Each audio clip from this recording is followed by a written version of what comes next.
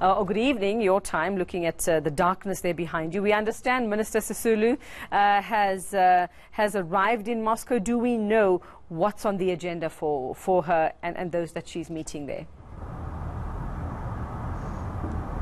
Well, it's actually early morning Moscow time, and the minister arrived yesterday for her 3-day visit to Russia. And as you said, she'll be meeting Russia's top diplomat, Foreign Minister Sergei Lavrov, for high-level bilateral talks between the two of them. And we understand from Sergei Lavrov's spokeswoman that on the table they'll be discussing furthering international trade between South Africa and Russia, increasing that bilateral trade between them, as well as cooperation in a number of spheres, including the scientific sphere and humanitarian spheres. The minister will also be chairing a committee on trade between the two countries. So that's really at the heart of her visit here, discussing economic cooperation between South Africa and Russia.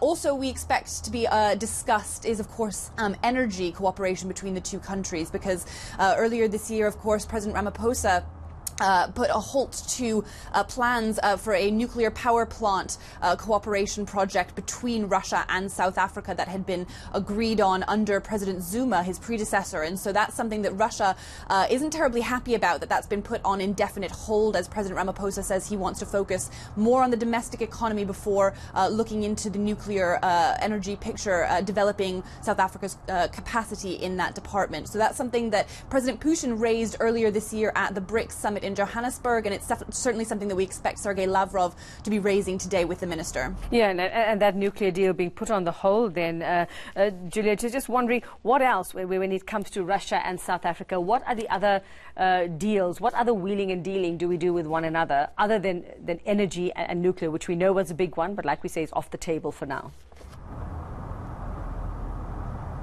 Well, South Africa is actually not one of Russia's largest trading partners on the African continent. Russia accounts for about $200 million in trade with South Africa, and so that's not one of the biggest trading partners. But what Russia mostly exports to South Africa is cereals, and what it mostly gets in return, it actually imports. Russia imports more from South Africa than it exports to South Africa, and what it imports more than anything is fresh fruit, which of course Russia doesn't have in huge supply itself as quite a cold country.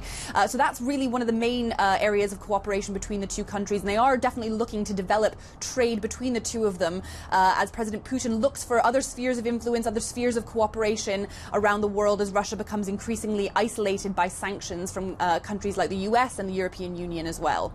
Well, Julia, I'd be very interested to know what ordinary Russians actually think of South Africa. Do they even think of South Africa at all? Where do we feature on their radar? And if they are, what are their sentiments surrounding South Africa and South Africans?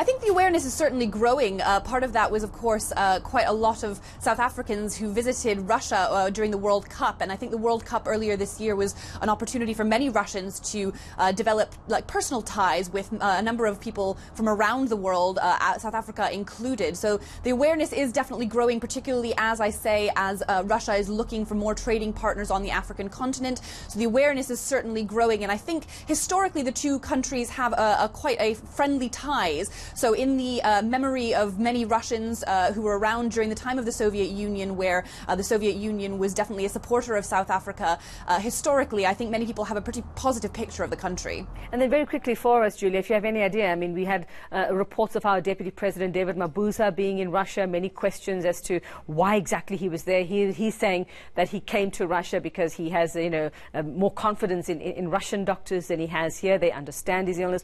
What's the word there about why he actually visited, or was that the reason?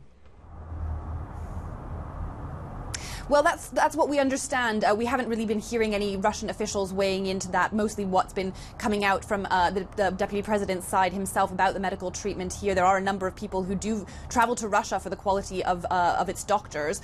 So we haven't really been getting very much information, very much clarity from the Russian side indeed, but that is exactly what we understand on the situation.